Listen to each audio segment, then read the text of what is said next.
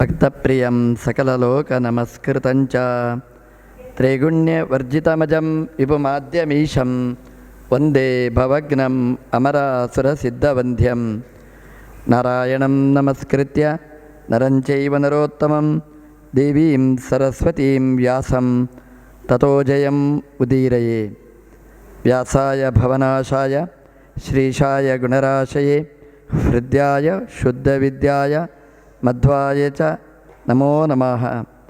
ನಮಸ್ತೆ ಪ್ರಾಣೇಶ ಪ್ರಣತವಿಭವಾಯಾವ ನಿಮಗಾಃ ನಮಸ್ವಾಮಿನ್ ರಾಮಪ್ರಿಯತಮ ಹನುಮನ್ ಗುರುಗುಣ ನಮಸ್ತುಭ್ಯಂ ಭೀಮ ಪ್ರಬಲತಮ ಕೃಷ್ಣೇಷ್ಟ ಭಗವನ್ ನಮಃ ಶ್ರೀಮನ್ಮಧ್ವಾ ಪ್ರದಿಶ ಸುದೃಶನ್ನೋ ಜಯ ಜಯ.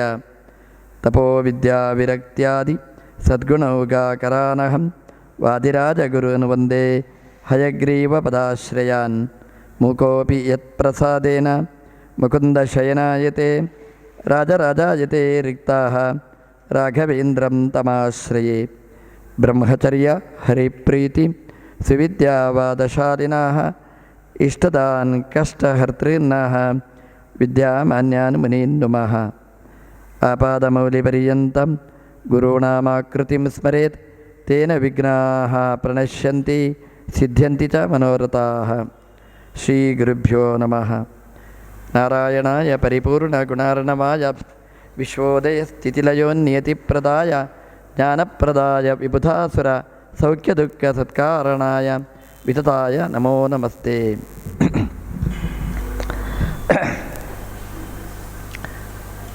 ಕಾಂಡವ ಕಾಡನ್ನು ಅರ್ಜುನನ ಮೂಲಕ ಭಗವಂತ ಅಗ್ನಿಗೆ ಸಮರ್ಪಣೆ ಮಾಡಿದ ಅಂತ ದೇವರು ತೋರಿಸಿದ. ದೇವತೆಗಳೂ ಕೂಡ ಯಾಗ ಮಾಡ್ತಾರೆ ಅಂತ, ಕ್ಷತ್ರಿಯೋಚಿತವಾದ ಯಾಗವನ್ನು ಮಾಡ್ತಾರೆ ಅಂತ. ಅಗ್ನಿಯ ಮಾಧ್ಯಮದಲ್ಲಿ ಕಾಂಡವ ವನವನ್ನು ಕೊಟ್ಟ ಅಂತಂದರೆ ಇದೊಂದು ಆಹುತಿ, ಇದೊಂದು ಯಜ್ಞ. ಕ್ಷತ್ರಿಯ ಉಚಿತವಾದ ರೀತಿಯಲ್ಲಿ ಯಾಗವನ್ನು ಮಾಡಿಸಿದ. ಇವಾಗ ಯಾಗ ಮಾಡೋದು ಅಂದರೆ ಅದು ಬ್ರಾಹ್ಮಣರ ಧರ್ಮ. ಆದರೆ ಅರ್ಜುನ ಮಾಡಿದ ಅಂದರೆ ಕ್ಷತ್ರಿಯೋಚಿತ ರೀತಿಯಲ್ಲಿ ಯಾಗವನ್ನು ಭಗವಂತ ಮಾಡಿಸಿದ. ಯಾರ್ಯಾರಿಗೆ ಯಾವುದ್ಯಾವುದು ವಿಹಿತ ಅದನ್ನು ಮಾಡಬೇಕು ಹೇಗೆ ಅದನ್ನು ಭಗವಂತ ತೋರಿಸಿದ ಅಂತ. ಯಾಗ ಆಯಿತು. ಯಾಗದ ಫಲಿತಾಂಶವಾಗಿ ಮುಂದಿನ ಸಭಾಪರ್ವ ಪ್ರಾರಂಭ ಆಯಿತು. ಅಂದರೆ ಅದರಲ್ಲಿ ಮಯ ಸುರಕ್ಷಿತನಾದ. ಮಯ ಏನು ಬೇಕು ಅಂತ ಕೇಳಿದಾಗ ಅರ್ಜುನ ಕೃಷ್ಣನತ್ರ ಕೇಳಿಸಿ ದೇವರು ಹೇಳಿದ ಸಭೆಯನ್ನು ಮಯ ನಿರ್ಮಾಣ ಮಾಡಿ ಕೊಡ್ತಾನೆ. ಆ ಸಭೆಯನ್ನು ಧರ್ಮರಾಜನಿಗೆ ಭಗವಂತ ನೀಡ್ತಾನೆ ಅಂತ. ಅರ್ಜುನ ಮಾಡಿದ್ದು ಯಾಗ, ಫಲ ಯಾರಿಗೆ ಅಂತಂದರೆ ಧರ್ಮರಾಜನಿಗೆ ಅಂತ.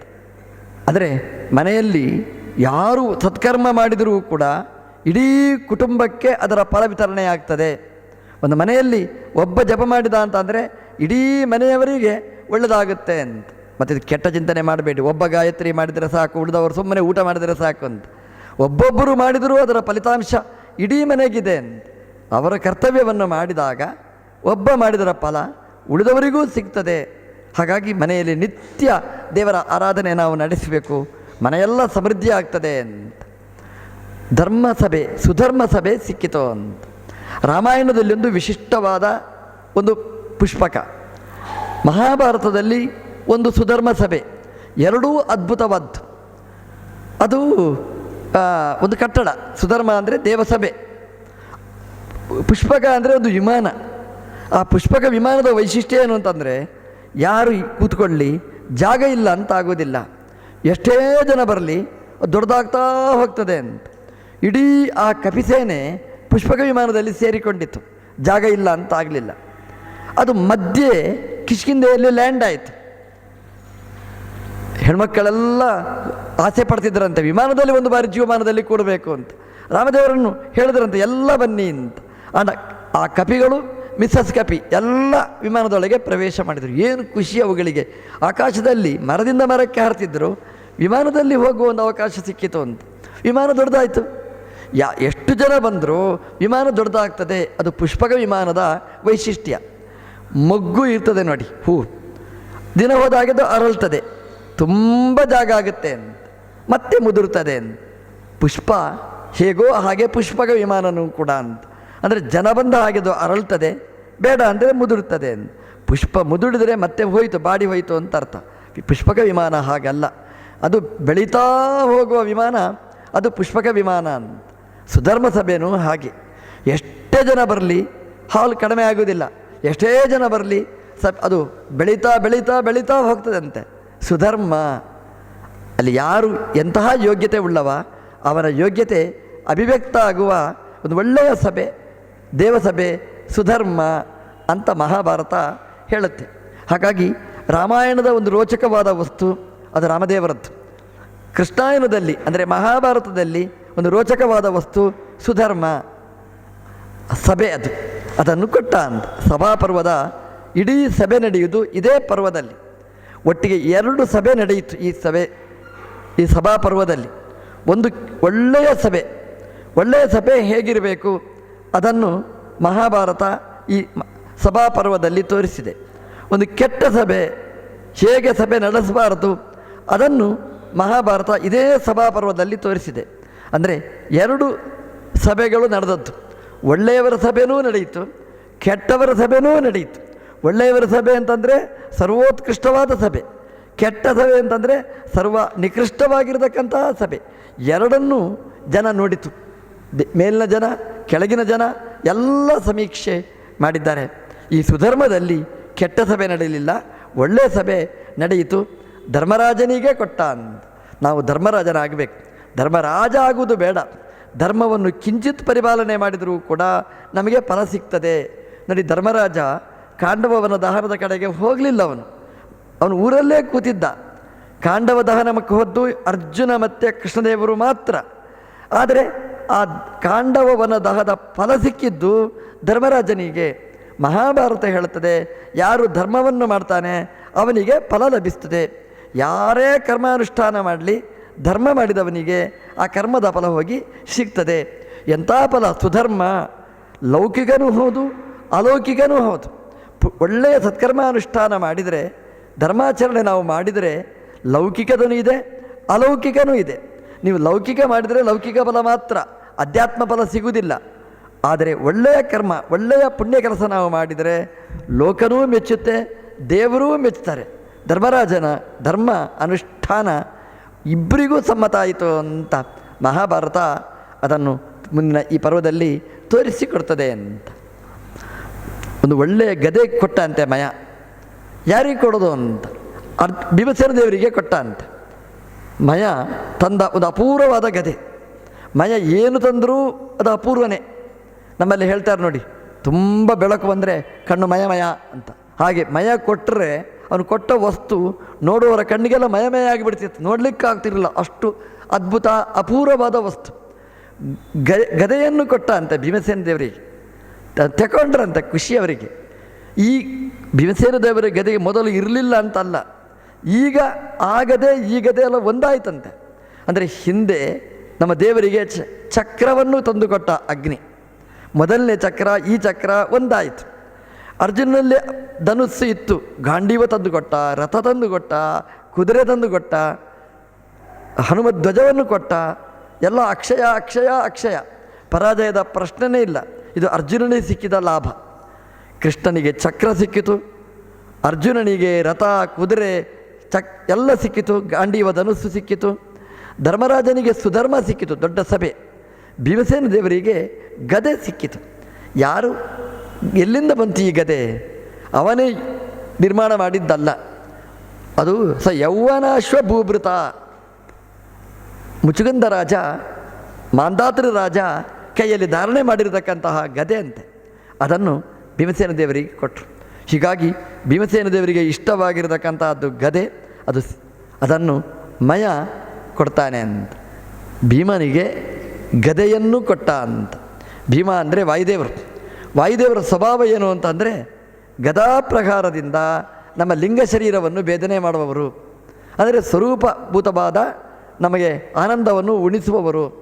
ಭಗವಂತನಿಗೆ ಪ್ರಧಾನವಾದ ಅಂಗ ಭೀಮಸೇನ ದೇವರು. ಅಂದರೆ ತನ್ನ ಕೈಯಲ್ಲಿರ್ತಕ್ಕಂತಹ ಗದೆಯಿಂದ ಈ ಜೀವನಿಗೆ ಆವರಕವಾದ ಲಿಂಗದೇಹವನ್ನು ಭೇದಿಸಲಿಕ್ಕೆ ಗದೆಯನ್ನು ಉಪಯೋಗ ಮಾಡ್ತಾರೆ. ಅದನ್ನು ಮಯ ಕೊಟ್ಟ ಗದೆ ಭೀಮಸೇನ ದೇವರ ಕದೆ. ನಾವು ಭೀಮಸೇನ ದೇವರಲ್ಲಿ ಮಾಡಬೇಕಾದ ಪ್ರಾರ್ಥನೆ ನಾವಿಷ್ಟು. ನಮಗೆ ಗದೆ ಕೊಡಲಿಕ್ಕಾಗುವುದಿಲ್ಲ.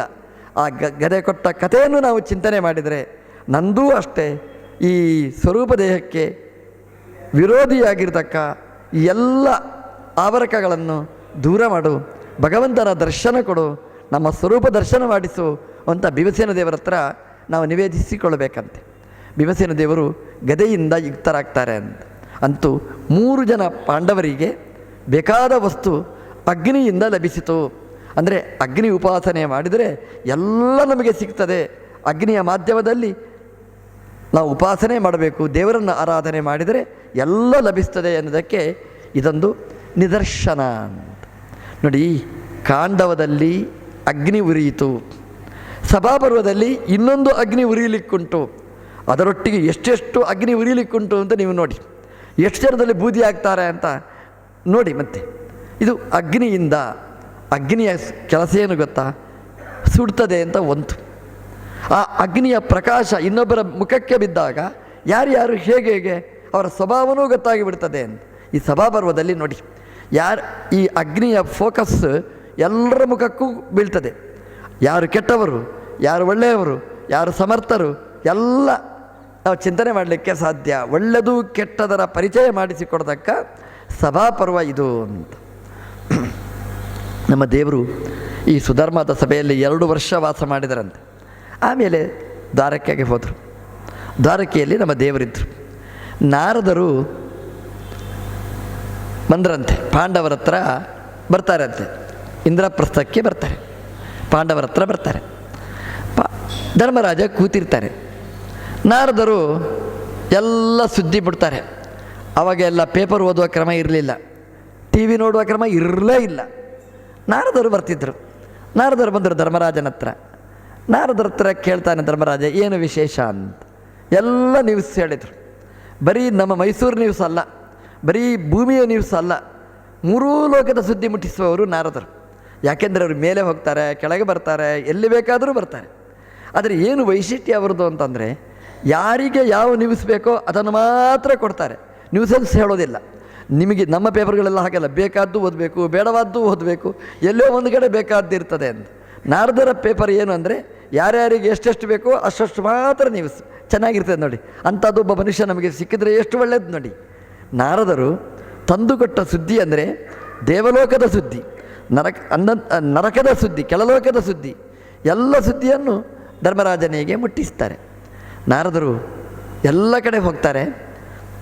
ಧರ್ಮರಾಜನ ಹತ್ರ ಹೇಳ್ತಾರೆ ನಾರದರು, ನಾನು ಭೂಮಿಯನ್ನು ಸುತ್ತುತ್ತಾ ಕೆಳಗೆ ಮೇಲೆ ಸುತ್ತಾಡ್ತಾ ನರಕಕ್ಕೆ ಹೋದೆ ಅಂತ. ಧರ್ಮರಾಜ ನಕ್ಕ ಅಂತೆ. ನಾರದರೆ, ಹೋಗಿ ನರಕಕ್ಕೆ ಯಾಕೆ ಹೋದ್ರಿ ಅಂತ, ಒಳ್ಳೆಯ ಲೋಕಕ್ಕೆ ಹೋಗುವುದನ್ನು ಬಿಟ್ಟು ಅಂತ.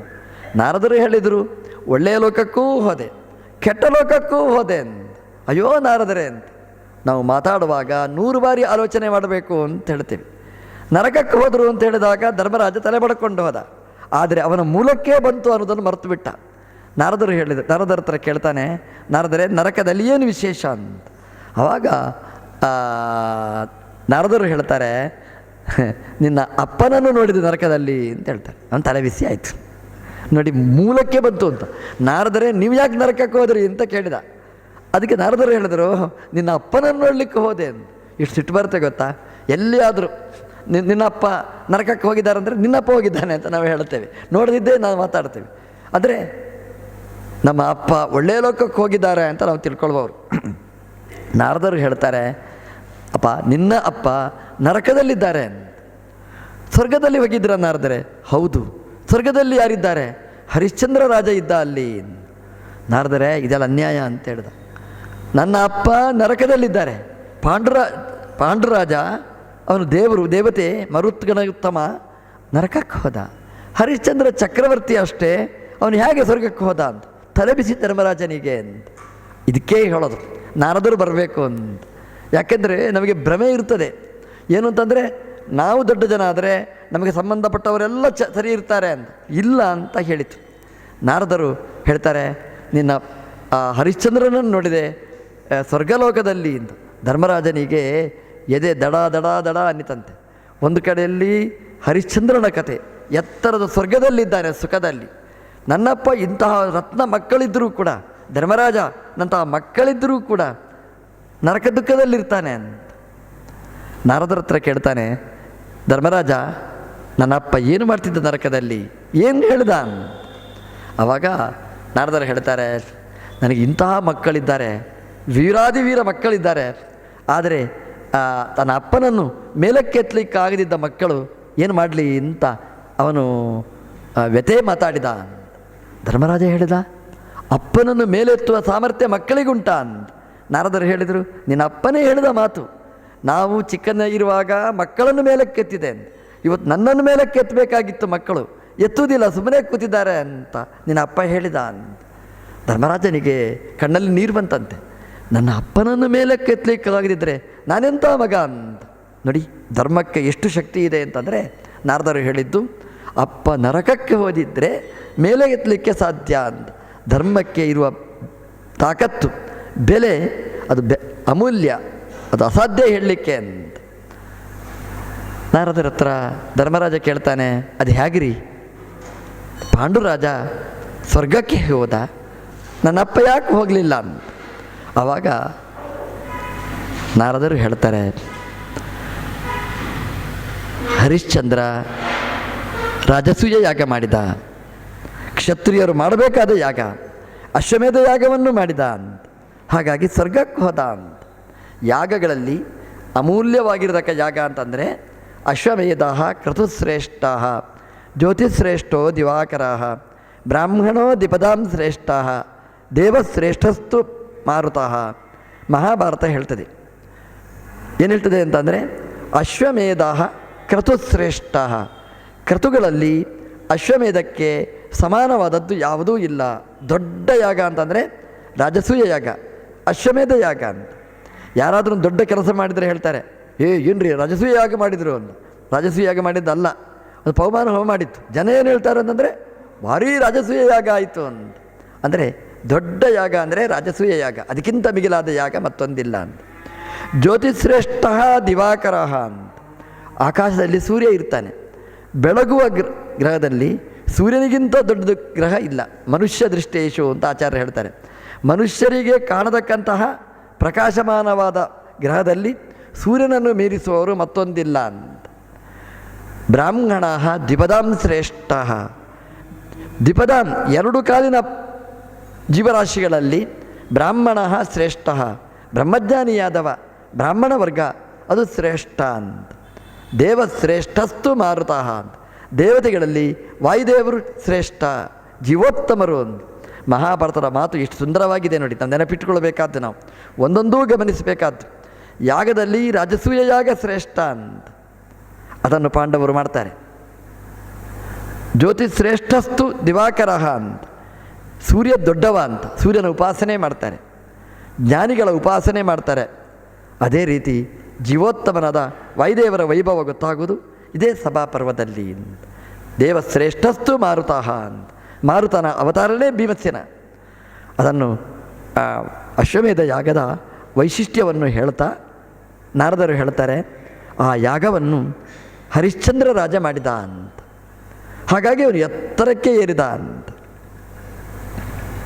ನಾರದರು ಹೇಳ್ತಾರೆ, ನಿನ್ನ ಅಪ್ಪ ಹೇಳಿದ್ದಾನೆ, ಧರ್ಮರಾಜನ ಹತ್ರ ಹೇಳಿ, ಅವನಿಗೆ ಬೇಕಾದಷ್ಟು ಶಕ್ತಿ ಉಳ್ಳ ಸಹೋದರರಿದ್ದಾರೆ, ಕೃಷ್ಣ ಇದ್ದಾನೆ ಅವರಿಗೆ, ಇನ್ನೇನು ಅವರಿಗೆ ವೇದವ್ಯಾಸದೇವರು ಸಹಾಯಕ್ಕಿದ್ದಾರೆ. ಆದ್ದರಿಂದ ಧರ್ಮರಾಜನಿಗೆ ಯಾಗ ಮಾಡಲಿಕ್ಕೆ ಹೇಳಿ, ಅಶ್ವಮೇಧ ಯಾಗವನ್ನು ಮಾಡಲಿಕ್ಕೆ ಹೇಳಿ, ರಾಜಸೂಯ ಯಾಗ ಮಾಡಲಿಕ್ಕೆ ಹೇಳಿ. ಮಾಡಿದರೆ ನಾನೂ ಕೂಡ ನರಕದಿಂದ ಮೇಲಕ್ಕೆ ಸ್ವರ್ಗಕ್ಕೆ ಹೋಗಲಿಕ್ಕೆ ಸಾಧ್ಯ ಅಂತ ನಿನ್ನ ಅಪ್ಪ ಹೇಳಿದ್ದಾರೆ ಅಂತ ನಾರದರು ಧರ್ಮರಾಜನ ಮುಂದೆ ಹೇಳ್ತಾರೆ. ನಾರದ ಅಂದರೆ ನರರಿಗೆ ಬೇಕಾದ್ದನ್ನು ಕೊಡುವವ ನಾರದ, ನರಸಂಬಂಧಿ ನಾರಂ ತದ್ದದಾತೀತಿ ನಾರದ.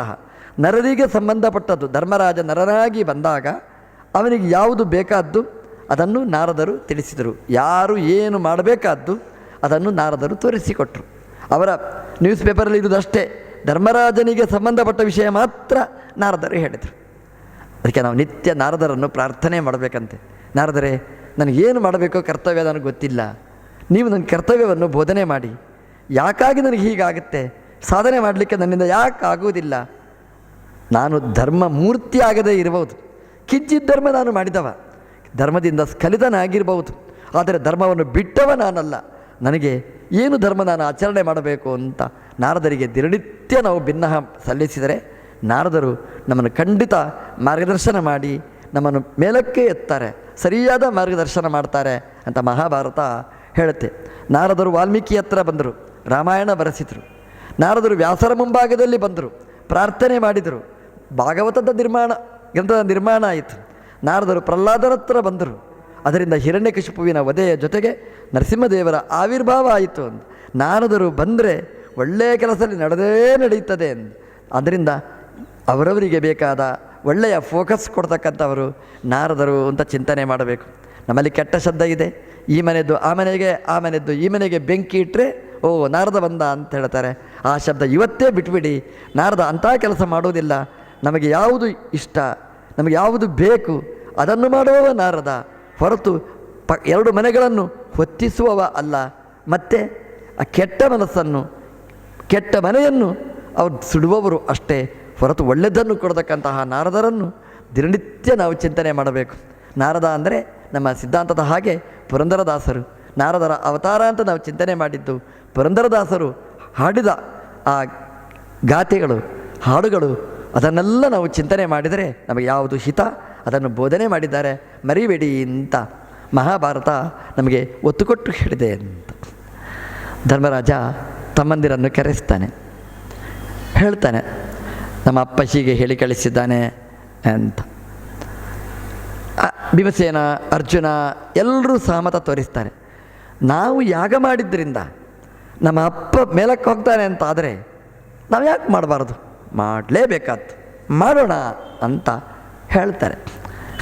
ಯಾಕೆಂತಂದರೆ ಅರ್ಜುನನಿಗೂ ಭೀಮನಿಗೂ ಕ್ಷತ್ರಿಯ ರಕ್ತ ಅವರಿಗೆ ಗೊತ್ತು ಅಶ್ವಮೇಧ ಯಾಗ ಆಗುತ್ತೆ ಅಂತಂದರೆ ಅರ್ಜುನನಿಗೆ ಕೆಲಸ ಉಂಟು, ಭೀಮನಿಗೆ ಕೆಲಸ ಉಂಟು, ಅವರವರು ತಿಳ್ಕೊಂಡಿದ್ದಾರೆ. ಬರೀ ಹೋಮಕ್ಕೆ ತುಪ್ಪ ಹಾಕುವುದಷ್ಟೇ ಅಲ್ಲ, ಅವರ ಜೊತೆಗೆ ಅವರಿಂದ ಆಗಬೇಕಾದ ಕಾರ್ಯ ಇದೆ. ಅದರಲ್ಲಿ ಏನು, ರಾಜಸೂಯ ಯಾಗ ನಡಿಬೇಕಾದ್ರೆ ಎಲ್ಲ ರಾಜರನ್ನು ಗೆಲ್ಲಬೇಕಾದ ಜವಾಬ್ದಾರಿ ಇದೆ. ಅದು ಅಣ್ಣನಿಂದ ಅಲ್ಲ, ಅಣ್ಣ ಹೋಮದ ಹತ್ರ ಸಂಕಲ್ಪ ಕೂತಿರ್ತಾನೆ ಅಷ್ಟೇ. ಆದರೆ ಇಡೀ ಊರನ್ನು ಜಯಿಸುವಂಥದ್ದು ನನಗೆ ಅಂತ ಅರ್ಜುನ ಭೀಮ ತೀರ್ಮಾನ ಮಾಡಿದ್ದಾರೆ. ಹಾಗಾಗಿ ಇದನ್ನು ಬಿಟ್ಟುಕೊಡಲಿಲ್ಲ ಅವರು. ಅರ್ಜುನ ಹೇಳಿದ, ಅಣ್ಣ ಮುಂದುವರಿ ಅಂತ ಹೇಳ್ತಾನೆ. ಭೀಮಸೇನ ದೇವರು ಹೇಳ್ತಾರೆ ಮುಂದುವರಿ ಅಂತ. ಇಬ್ಬರು ಹೇಳ್ತಾರೆ, ಅಣ್ಣ ನಮ್ಮ ದೇವರು ಏನು ಹೇಳ್ತಾರೆ ಅದನ್ನು ನೋಡಿಕೊಂಡು ನಾವು ಮುಂದುವರಿಯೋಣ ಅಂತ. ಆಯಿತು ಅಂತ ಕೃಷ್ಣದೇವರಿಗೆ ಹೇಳಿ ಕಳಿಸ್ತಾನೆ ಧರ್ಮರಾಜ ಅಂತ. ಏನು ಮಾಡಬೇಕಾದರೂ ದೇವರನ್ನು ಕೇಳಿ ಮಾಡುವ ಒಳ್ಳೆಯ ಸಂಪ್ರದಾಯ ಅದು ಪಾಂಡವರದ್ದು, ಧರ್ಮಾತ್ಮರದ್ದು. ಇದು ನಮ್ಮದು ಆಗಬೇಕು. ಏನು ಮಾಡಬೇಕಾದರೂ ಕೂಡ ನರುತೆ ತತ್ಕ್ರಿಯತೆ, ದೇವರಿಲ್ಲದೆ ಏನೂ ಆಗುವುದಿಲ್ಲ ಅನ್ನುವ ಅನುಸಂಧಾನ ಬೇಕು. ದೇವರೇ ಇದನ್ನು ಮಾಡ್ತೇನೆ, ದೇವರೇ ನೀನು ಅನುಗ್ರಹ ಮಾಡು, ದೇವರಲ್ಲಿ ನಾವು ಪ್ರಾರ್ಥನೆ ಮಾಡಬೇಕು. ಆವಾಗ ದೇವರು ನಮ್ಮೊಳಗೆ ಕೂತು ಆ ಕೆಲಸವನ್ನು ಮಾಡ್ತಾರೆ. ದೇವರ ಪೂಜೆ ಮಾಡಬೇಕಾದ್ರೆ ದೇವರ ಹತ್ರ ಪ್ರಾರ್ಥನೆ ಮಾಡಬೇಕು, ಉಪನ್ಯಾಸ ಮಾಡಬೇಕಾದ್ರೆ ದೇವರ ಹತ್ರ ಪ್ರಾರ್ಥನೆ ಮಾಡಬೇಕು, ಉಪನ್ಯಾಸ ಕೇಳಬೇಕಾದ್ರೆ ದೇವರ ಹತ್ರ ಪ್ರಾರ್ಥನೆ ಮಾಡಬೇಕು.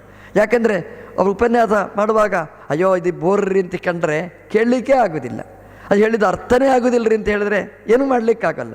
ಹಾಗೆ ಪ್ರವಚನ ಮಾಡುವಾಗ, ಪ್ರವಚನ ಕೇಳುವಾಗ ನರುತೆ ತತ್ಕ್ರಿಯತೆ ಎಂಬ ಅನುಸಂಧಾನ ಇದ್ದರೆ ಅದನ್ನು ಕೇಳ್ತೇವೆ, ಹಾಗೇ ಬಿಟ್ಬಿಡ್ತೇವೆ. ಅನುಷ್ಠಾನಕ್ಕೆ ಬರಲಿಲ್ಲ ಅಂತಾದರೆ ಅದು ವ್ಯರ್ಥ ಆಗಿಬಿಡುತ್ತೆ.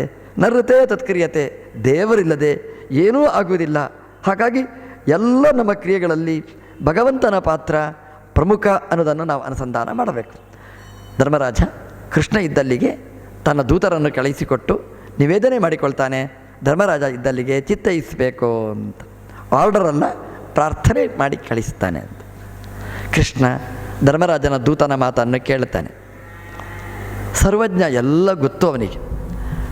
ಅದೇ ಸಮಯದಲ್ಲಿ ಬೇರೆ ಬೇರೆ ರಾಜರುಗಳಿಂದ ಮನವಿ ಬಂತು ನಮ್ಮ ದೇವರಿಗೆ. ಎಲ್ಲ ರಾಜರುಗಳ ಮನವಿ ಏನು ಅಂತಂದರೆ, ನಮ್ಮ ಮಗನನ್ನು ಅರೆಸ್ಟ್ ಮಾಡಿದ್ದಾರೆ, ನನ್ನ ಮಗನನ್ನು ಬಂಧಿಸಿದ್ದಾರೆ ಅಂತ. ಇವತ್ತು ಪೇಪರ್ ಓದಿದ್ರದೇ ಸುದ್ದಿ ನೋಡಿ, ಅಲ್ಲಿ ಕಟ್ಟಿ ಹಾಕಿದ್ದಾರೆ, ಅಲ್ಲಿ ಬಂಧನ, ಇಲ್ಲಿ ಜೈಲೇ ಕಡಿಮೆ ಆಗಿಬಿಡುತ್ತೆ ಎಲ್ಲರನ್ನು ಕಟ್ಟಿ ಹಾಕಿದರೆ. ಅವತ್ತು ಬಂದ ಸುದ್ದಿ ಹಾಗೆ. ಅವತ್ತಿನ ರಾಜರುಗಳು ಅಂತ ಅಂದರೆ ಅಲ್ಲಲ್ಲಿರ್ತಕ್ಕಂಥ ರಾಜರುಗಳು ಅವರೆಲ್ಲ ಸೇರಿ ಪತ್ರ ಬರೆದಿದ್ದಾರೆ, ದೇವರಿಗೆ ಮನವಿ ಕಳಿಸಿದ್ದಾರೆ ತನ್ನ ಭೃತ್ಯನ ಮೂಲಕ. ಕೃಷ್ಣ ನಮಗೆ ಸಮಸ್ಯೆ ಆಗಿದೆ, ನಮ್ಮ ಮಕ್ಕಳನ್ನು ಸೆರೆಮನೆಯಲ್ಲಿಟ್ಟಿದ್ದಾನೆ ಅಂತ. ಅರಮನೆಯಲ್ಲಿರಬೇಕಾದ ಮಕ್ಕಳು ಇವತ್ತು ಜರಾಸಂಧನ ಸೆರೆಮನೆಯಲ್ಲಿ ವಾಸ ಆಗಿದ್ದಾರೆ. ಕೃಷ್ಣ ಅವರನ್ನು ಬಿಡಿಸಬೇಕು ಅಂತ. ಎಷ್ಟು ರಾಜಕುಮಾರರು ಅಂದರೆ ನಮ್ಮ ಆಚಾರ್ಯರು ಹೇಳ್ತಾರೆ, ದ್ವೇ ಅಯುತೆ ಅಂದರೆ 20,280 ಜನ ಅಂದರೆ 22,800 ಮಂದಿಯನ್ನು ಅವನು ಸೆರೆಮನೆಯಲ್ಲಿ ಇಟ್ಟಿದ್ದಾನೆ. 22,800 ಜನ ರಾಜಕುಮಾರರನ್ನು ಜರಾಸಂಧ ಬಂಧನದಲ್ಲಿಟ್ಟಿದ್ದಾನೆ ಅಂತ. ಎಂಥ ರೋಗ ನೋಡಿ. ನರಕಾಸುರ ಅಂತ ಒಬ್ಬ ಇದ್ದಾನೆ, ಹೆಸರೇ ನರಕ ಅಂತ. ಅವನ ಕೆಲಸ ಏನು ಅಂತಂದರೆ, ಅವನು 16,100 ಜನ ಕುಮಾರಿಯರನ್ನು ಅರೆಸ್ಟ್ ಮಾಡಿದ್ದಾನೆ. ಇವರು ಇಂಥದ್ದೇ ಕೆಲಸ. ಗಂಡು ಮಕ್ಕಳನ್ನು ಸೆರೆಮನೆಯಲ್ಲಿ ಇಟ್ಟದ್ದು ಜರಾಸಂಧ, ಹೆಣ್ಮಕ್ಕಳನ್ನು ಸೆರೆಮನೆಯಲ್ಲಿ ಇಟ್ಟದ್ದು ನರಕಾಸುರ. ಒಟ್ಟಿಗೆ ಸೇರಿ ರಾಜಕುಮಾರರೂ ಇಲ್ಲ, ರಾಜಕುಮಾರಿಯರೂ ಇಲ್ಲ. ಹೀಗೆ ಒಟ್ಟಿಗೆ ರಾಜನ ಸಂತಾನನೇ ನಿಸ್ಸಂತಾನ ಮಾಡಬೇಕು ಅಂತ ಕೆಟ್ಟ ಚಿಂತನೆ ಮಾಡಿದವರು. ಹಾಗಾಗಿ ಮನವಿ ಸಲ್ಲಿಸ್ತಾರೆ ಕೃಷ್ಣನ ಹತ್ರ, ನಮ್ಮ ಮಕ್ಕಳನ್ನು, ಗಂಡು ಮಕ್ಕಳನ್ನು ಜರಾಸಂಧ ಬಂಧನದಲ್ಲಿಟ್ಟಿದ್ದಾನೆ ಅಂತ. ಹೇಗಾದರೂ ಬಿಡಿಸ್ಬೋದು ಅಂತಂದರೆ ಅಸಾಧ್ಯ ಅದು ಅಂತ ಅದರಲ್ಲಿ ಪತ್ರದಲ್ಲಿ ಬರೆದಿದ್ದಾರೆ, ಅವರು ಮನವಿ ಮಾಡಿಕೊಂಡಿದ್ದಾರೆ. ಯಾಕೆ ಅದು ಅಶಕ್ಯ, ಅಸಂಭಾವಿತ ಅಂತಂದರೆ, ಅದು ಯಾಗ ಮಾಡಲಿಕ್ಕೆ ಹೊರಟಿದ್ದಾನೆ ಜರಾಸಂಧ ಅಂತ. ಯಾರ ಯಾಗ? ಈಶ್ವರನ ಪ್ರೀತಿಗೋಸ್ಕರ ಮಾಡಿದ ಯಾಗ. ಆ ಯಾಗದಲ್ಲಿ ಬಲಿಪಶು ಕೊಡಬೇಕಾದ್ದಿದೆ, ಪಶುಯಾಗ ಮಾಡಬೇಕಾಗಿದೆ. ಪ್ರಾಣಿಗಳನ್ನು ಬಲಿ ಕೊಡೋದಲ್ಲ, ಅಲ್ಲಿ ಮನುಷ್ಯರನ್ನೇ ಬಲಿ ಕೊಡೋದು. ಮನುಷ್ಯ ಸಾಮಾನ್ಯರಲ್ಲ, ರಾಜರನ್ನೇ ಬಲಿ ಕೊಡಬೇಕು ಅಂತಿದೆ, ರಾಜಕುಮಾರರನ್ನೇ ಬಲಿ ಕೊಡಬೇಕು ಅಂತ ಸಂಕಲ್ಪ ಮಾಡಿದ್ದಾನೆ. ಹಾಗಾಗಿ ಸೆರೆಮನೆಯಲ್ಲಿಟ್ಟದ್ದು ಬರೀ ಅವರನ್ನು ಬಂಧನದಲ್ಲಿಡಬೇಕು ಅಂತಲ್ಲ, ಅವರನ್ನು ಈ ಯಾಗಕ್ಕೆ ಬೇಕಾದ ರುದ್ರದೇವರ ಬಲಿ ಪಶು ಅಂತ ತೀರ್ಮಾನ ಮಾಡಿದ್ದಾನೆ. ಅದರ ಅರ್ಥ ಏನು? ಬಿಟ್ಟುಕೊಡುವ ಹಾಗಿಲ್ಲ ಅಂತ.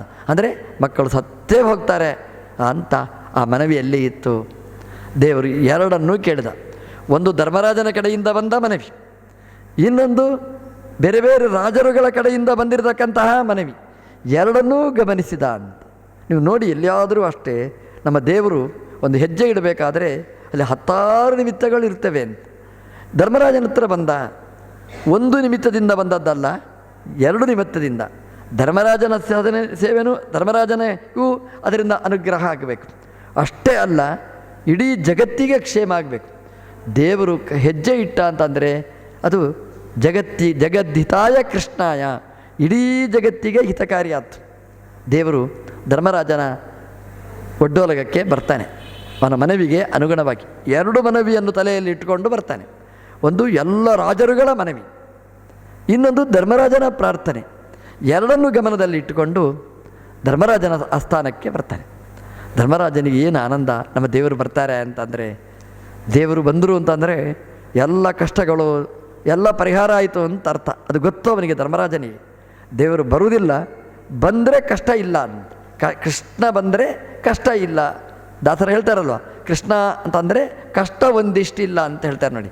ಹಾಗೆ ನಮ್ಮ ದೇವರು ಬಂದರೆ ನಮ್ಮ ಸಮಸ್ಯೆ ಪರಿಹಾರ ಆದಾಗೆ ಅಂತ ಧರ್ಮರಾಜನಿಗೇನಾಗಿದೆ, ಅವನ ಅಪ್ಪ ಬಂಧನದಲ್ಲಿದ್ದಾನೆ, ಅಂದರೆ ನರಕದಲ್ಲಿದ್ದಾನೆ, ಅವನ ಬಿಡುಗಡೆ ಆಗಬೇಕು. ಅದು ಧರ್ಮರಾಜನ ಉದ್ದೇಶ ಆಗಿದ್ದರೆ, ಆಚೆ ಕಡೆಯಿಂದ ಇತರ ರಾಜರುಗಳಿಗೆ ತನ್ನ ಮಕ್ಕಳ ಬಂಧನ ಆಗಿದೆ, ಅದನ್ನು ಬಿಡುಗಡೆ ಆಗಬೇಕು ಅಂತ. ಅದರ ಮಧ್ಯದಲ್ಲಿ ಭೀಮಸೇನ ದೇವರಿಗೆ ಕೈ ತುರಿಸ್ತಾ ಇತ್ತು. ಅದೇನು ಅಂದರೆ ಜರಾಸಂಧನನ್ನು ಸಂಹಾರ ಮಾಡಬೇಕು ಅಂತ. ಅದೂ ಒಂದು.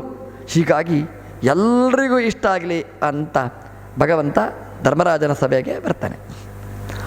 ಧರ್ಮರಾಜ ನಮಸ್ಕಾರ ಮಾಡಿ ಕೃಷ್ಣನ ಹತ್ರ ಭಿನ್ನವಿಸಿಕೊಳ್ತಾನೆ. ಒಂದು ರೀತಿ ನೋಡಿದರೆ ಕೃಷ್ಣ ಧರ್ಮರಾಜನಿಗಿಂತ ವಯಸ್ಸಿನಲ್ಲಿ ಕಡಿಮೆ, ಅರ್ಜುನನ ವಯಸ್ಸಿನವ. ಅದು 6 ತಿಂಗಳು ಅಂತಾರೆ ಅರ್ಜುನನಿಗೆ. ಅಂದರೆ ಕೃಷ್ಣದೇವರಿಗಿಂತ ಭೀಮಸೇನ ದೇವರು ದೊಡ್ಡವರು, ಭೀಮಸೇನ ದೇವರಿಗಿಂತ ಧರ್ಮರಾಜ ದೊಡ್ಡವ. ಹಾಗಿದ್ದರೂ ಕೃಷ್ಣನ ಯೋಗ್ಯತೆ ಅಂತಂದರೆ ಎಲ್ಲರಿಂದಲೂ ನಮಿಸಲ್ಪಡುವ ಯೋಗ್ಯತೆ ಕೃಷ್ಣನದ್ದು. ಎಲ್ಲಿಯಾದರೂ ಗೊಂದಲ ಬಂದರೆ ತೀರ್ಮಾನ ಮಾಡಬೇಕು ಕೃಷ್ಣ, ಸಮಸ್ಯೆ ಪರಿಹಾರ ಆಗಬೇಕು ಕೃಷ್ಣ ಬರಬೇಕು. ಎಲ್ರಿಗೂ ಅಷ್ಟೇ, ಧರ್ಮರಾಜನಿಗೆ ನೇರ ಅಂತ. ಧರ್ಮರಾಜ ಕೇಳ್ತಾನೆ ಕೃಷ್ಣನ ಹತ್ರ, ಕೃಷ್ಣ ರಾಜಸೂಯ ಯಾಗ ಮಾಡಬೇಕು ಅಂತ ತೀರ್ಮಾನ ಮಾಡಿದ್ದೇನೆ ಅಂತ. ಕೃಷ್ಣ ಮಾತಾಡಲಿಲ್ಲ ಅಂತ. ಅಲ್ಲ, ಧರ್ಮರಾಜನಿಗೆ ಆಶ್ಚರ್ಯ ಆಯಿತು. ನಾನು ಯಾಗ ಮಾಡ್ತೇನೆ ಅಂತ ಹೇಳಿದಾಗ ಮಾಡು ಶಾಬಾಷ್, ಚೆನ್ನಾಗಿ ಮಾಡು, ಚೆನ್ನಾಗಾಗುತ್ತೆ ಅಂತ ಹೇಳಬೇಕಾ ಬೇಡ? ಯಾರಾದರೂ ನಿಮ್ಮ ಹತ್ರ ಹೇಳಿದರು ಅಂತ ಇಟ್ಕೊಳ್ಳಿ. ನಾನೊಂದು ಶ್ರೀನಿವಾಸ ಕಲ್ಯಾಣ ಇಟ್ಕೊಂಡಿದ್ದೇನೆ, ಒಳ್ಳೆಯ ಕೆಲಸ ರೀ, ಮಾಡಿ ಅಂತ ಹೇಳ್ತೇವೆ. ಶ್ರೀನಿವಾಸ ಕಲ್ಯಾಣನ ಯಾಕೆ ಮಾಡ್ತೀರಿ ಅಂತ ಯಾರೂ ಮೂಗು ಮುರಿಯುವುದಿಲ್ಲ. ಒಳ್ಳೆಯ ಕೆಲಸ ಅಂತ ಪ್ರೋತ್ಸಾಹ ಕೊಡ್ತಾರೆ. ನಮ್ಮ ದೇವರು ಹೇಳಬೇಕಿತ್ತ ಬೇಡವ? ನಾನು ರಾಜಸೂಯ ಯಾಗ ಮಾಡ್ತೇನೆ, ಧರ್ಮರಾಜ ಮಾಡು ದೊಡ್ಡ ಯಾಗ ಅಂತ ಹೇಳಬೇಕು. ನಮ್ಮ ದೇವರು ಸುಮ್ಮನೆ ಕೂತ ಅಂತ. ಧರ್ಮರಾಜನಿಗೆ ಹೇಗೆ ಅನಿಸಿರ್ಬೋದು? ದೊಡ್ಡ ಯಾಗ ಅಂತ, ಬೃಹತ್ ಕಾರ್ಯಕ್ರಮ ಅಂತ ಅವನು ಸಂಕಲ್ಪ ಮಾಡಿದ್ದು. ಪುಣ್ಯಕ್ಕೆ ಫ್ಲೆಕ್ಸ್ ಬರೀಲಿಕ್ಕೆ ಕೊಡಲಿಲ್ಲ ಅಷ್ಟೇ, ಮತ್ತೆಲ್ಲ ತೀರ್ಮಾನ ಮಾಡಿದ್ದವನು. ಕೃಷ್ಣನ ಹತ್ರ ಹೇಳ್ದ, ಕೃಷ್ಣ ಸುಮ್ಮನೆ ಕೂತ ಅಂತೆ. ಧರ್ಮರಾಜ ಹೇಳ್ದ, ಕೃಷ್ಣ ಏನು ನಿನ್ನ ಪ್ರತಿಕ್ರಿಯೆ ಇಲ್ಲ ಅಂತ. ಕೃಷ್ಣ ಹೇಳ್ದ, ಧರ್ಮರಾಜ ಇನ್ನೊಂದು ಸಲ ಹೇಳು, ನೀನೇನು ಹೇಳಿತ್ತು? ರಾಜಸೂಯ ಯಾಗ ಮಾಡಬೇಕು ಅಂತ ತೀರ್ಮಾನ ಮಾಡಿದ್ದೇನೆ. ಕೃಷ್ಣ ಹೇಳ್ದ, ನೀನು ತೀರ್ಮಾನ ಮಾಡಿದ್ವಿ, ನನ್ನ ಹತ್ರ ಎಂತ ಕೇಳೋದು? ಯಾಕಂದ್ರೆ ತೀರ್ಮಾನ ಮಾಡಿ ಆಯ್ತಲ್ವಾ ಅಂತ.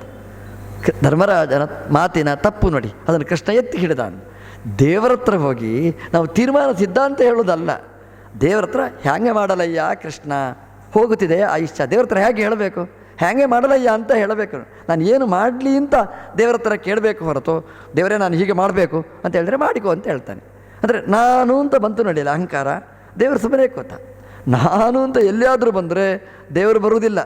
ದೇವರು ಎಲ್ಲಿ ಬರ್ತಾನೆ ಅಂತಂದರೆ, ದೇವರೇ ನೀನು ಮಾಡಿಸು ಅಂದರೆ ದೇವರು ಬರ್ತಾನೆ. ಕೊನೆಗಾದರೂ ದೇವರು ಬೇಕು ಅಂತಾದರೆ ಮೊದಲೇ ದೇವರನ್ನು ಕರೆಸುವುದು ಯೋಗ್ಯ ಅಲ್ವಾ? ಧರ್ಮರಾಜ ಎಡವಿದ.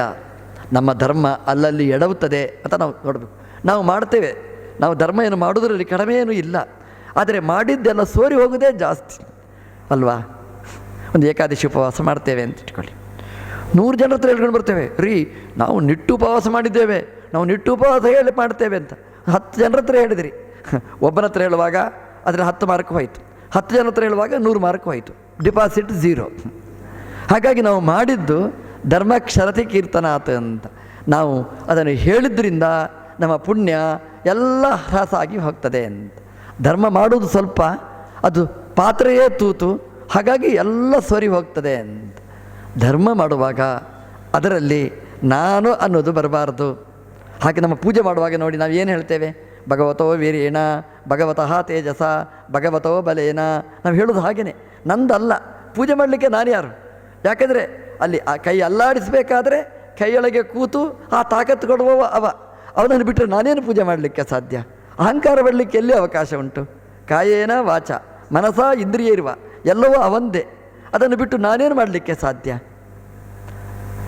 ಧರ್ಮರಾಜನ ಮುಖ ಇಷ್ಟೇ ಚಿಕ್ಕದಾಯ್ತಂತೆ. ಧರ್ಮರಾಜನ ಮುಖ ಏನು? ನಮಗೂ ಯಾರಾದರೂ ಹೇಳಿದರೆ ನಾವು ಹೇಳಿದ್ದು ದೊಡ್ಡ ಕೆಲಸ ಅಂತ ನಾವು ಸಂಕಲ್ಪ ಮಾಡಿರ್ತೇವೆ, ಬೇಡ ಅಂತ ನಿರಾಶೆ ಹುಟ್ಟಿಸಿದರೆ ಏನಾಗಬೇಕು ನಮ್ಮ ಮುಖ? ಧರ್ಮರಾಜನ ಮುಖ ಚಿಕ್ಕದಾಯಿತು. ಯಾವತ್ತೂ ಅಷ್ಟೇ, ದೇವರನ್ನು ಬಿಟ್ಟು ಧರ್ಮ ಹೊರಟ್ರೆ ಧರ್ಮ ಚಿಕ್ಕದಾಗ್ತದೆ, ದೇವರನ್ನು ಇಟ್ಟುಕೊಂಡು ಮಾಡಿದರೆ ಧರ್ಮ ದೊಡ್ಡದಾಗ್ತದೆ. ಧರ್ಮರಾಜನ ಮುಖ ಚಿಕ್ಕದಾಗಲಿಕ್ಕೆ ಕಾರಣ ನಾನು ತೀರ್ಮಾನ ಮಾಡಿದ್ದೇನೆ ಎಂದು ನಮ್ಮಲ್ಲಿ ಬರಬಾರ್ದಂತೆ. ನಮ್ಮ ದೇವರು ತೀರ್ಮಾನ ಮಾಡಿದ್ದಾರೆ. ನೀವು ನೋಡಿ ಅಂತೆ, ನಮ್ಮ ಆಮಂತ್ರಣ ಪತ್ರಿಕೆಯ ಕ್ರಮ ಹೇಗಿರ್ತದೆ ಎಲ್ಲಿಯಾದರೂ ನೋಡಿ, ಗುರು ಹಿರಿಯರು ನಿಶ್ಚಯಿಸಿರ್ತಾರೆ, ದೇವರ ಸಂಕಲ್ಪದ ಅಲ್ವಾ? ನಾವು ನಿಶ್ಚಯಿಸಿರ್ತೇವೆ ಅಂತ ಏನೂ ಇಲ್ಲ. ದೊಡ್ಡವರು ಬರೆಯುವುದು ಕೂಡ ಗುರು ಹಿರಿಯರು ನಿಶ್ಚಯಿಸಿರ್ತಾರೆ ಅಂತ. ಇವತ್ತು ನೇರ ಹುಡುಗ ಹುಡುಗಿಯೇ ಬರೆಯುವುದು, ನಾವು ಮದುವೆ ಆಗ್ತೇವೆ ಅಂತ ಆಗಿ ಅಂತ 2 ತಿಂಗಳಾಗಿರುವುದಿಲ್ಲ, ಕೋರ್ಟಿಗೆ ಹೋಗಿ ಮೆಟ್ಲು ಹತ್ತಿರ್ತಾರೆ. ನಾವು ನಿಶ್ಚಯ ಮಾಡುವುದಲ್ಲ, ಗುರು ಹಿರಿಯರು ನಿಶ್ಚಯಿಸಿರಬೇಕು ಅಂತ. ಗುರು ಹಿರಿಯರು ಬರೆಯುವುದು ನಮ್ಮ ಗುರು ಹಿರಿಯರು ನಿಶ್ಚಯಿಸಿರ್ತಾರೆ ಅಂತ. ನಮ್ಮದು ಹಾಗಾಗಬೇಕು. ಧರ್ಮರಾಜ ಎಡವಿದ. ನಾವು ಎಲ್ಲಿ ಎಡವುತ್ತೇವೆ, ಸಾಧನೆ ನಮ್ಮದು ಯಾಕೆ ಆಗುವುದಿಲ್ಲ, ಅದನ್ನು ಮಹಾಭಾರತ ಬೊಟ್ಟು ಮಾಡಿ ನಮಗೆ ತೋರಿಸಿದೆ ಅಂತ. ಕೃಷ್ಣನ ಮುಖ ನೋಡಿದ. ಕೃಷ್ಣ ಯಾಕೋ ರಾಜಸೂಯ ಯಾಗ ಬೇಡ ಅಂತ ಕೇಳ್ತಾನೆ. ಕೃಷ್ಣ ಹೇಳ್ದ, ರಾಜಸೂಯ ಯಾಗ ದೊಡ್ಡದೇ, ಅದೇನು ಚಿಕ್ಕದೇನೂ ಅಲ್ಲ. ಯಾಕೆಂತಂದರೆ ರಾಜಸೂಯ ಯಾಗಕ್ಕೆ ಎಂತಹ ಫಲ ಇದೆ ಅಂತಂದರೆ, ಬ್ರಹ್ಮದೇವರ ಪೋಸ್ಟ್ ಕೊಡಿಸುವ ತಾಕತ್ತು ರಾಜಸೂಯ ಯಾಗಕ್ಕಿದೆ, ಸಾಮಾನ್ಯ ಅಲ್ಲ. ದೊಡ್ಡ ಪೋಸ್ಟ್ ಆದರೆ ಅದು ಬ್ರಹ್ಮದೇವರದ್ದು, DCM ಪೋಸ್ಟ್, ದೇವರದ್ದು ಪೋಸ್ಟ್ ಬಿಟ್ಟರೆ ನೆಕ್ಸ್ಟ್ ಪೋಸ್ಟ್ ಬ್ರಹ್ಮದೇವರದ್ದೇ. ರಾಜಸೂಯ ಯಾಗ ಮಾಡಿದರೆ ಅಂತಹ ಬ್ರಹ್ಮದೇವರ ಪದವಿ, ಪಾರಮೇಷ್ಟ್ಯ ಪದವಿ ಬರಲಿಕ್ಕೆ ಸಾಧ್ಯತೆ ಇದೆ. ಯಾರಿಗೆ? ನಾವು ಮಾಡಿದರೆ ಇಲ್ಲ. ಆ ಪದವಿಗೆ ಬರಲಿಕ್ಕೆ ಯೋಗ್ಯರಾದ ವಾಯುದೇವರನ್ನು ಮಾಡಿದರೆ ಅವರಿಗೆ ಬ್ರಹ್ಮದೇವರ ಪದವಿ ಸಿಗ್ತದೆ.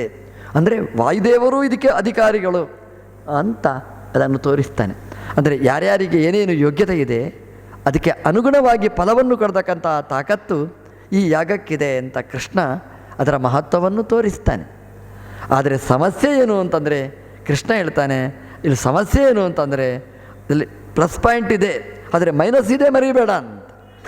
ಇದರಲ್ಲಿ ಈ ಔಷಧ ಎಲ್ಲ ಉಂಟು ನೋಡಿ, ಅದರಲ್ಲೆಲ್ಲ ಬರೀತಾರೆ ಇಂಥದ್ದು ಅಂಶ ಇದರಲ್ಲೆಲ್ಲ ಸೇರಿದೆ ಅಂತ. ಅದರಲ್ಲಿ ದೋಷ ಇದೆ, ಸೈಡ್ ಇಫೆಕ್ಟ್, ಅದನ್ನೆಲ್ಲ ಚಿಕ್ಕ ಅಕ್ಷರದಲ್ಲಿ ಬರೆದಿರ್ತಾರೆ. ನಮ್ಮ ದೇವರು ಯಾವುದು ಮೈನಸ್ ಪಾಯಿಂಟ್ ಅದನ್ನು ಬೋಲ್ಡ್ ಲೆಟ್ರಲ್ಲಿ ಬರೀತಾನೆ, ದೊಡ್ಡ ಅಕ್ಷರದಲ್ಲಿ ಹೇಳಿದ. ಏನು ಸಮಸ್ಯೆ ಇದೆ ಇದರಲ್ಲಿ ಅದನ್ನು ಕೃಷ್ಣ ಹೇಳ್ತಾನೆ. ಏನು ಹೇಳ್ತಾನೆ ಅಂತಂದರೆ, ಜರಾ ಸಂದೇತು ಜೀವತಿ ಕ್ವ ರಾಜಸೂಯ ಮಧ್ಯತೆ.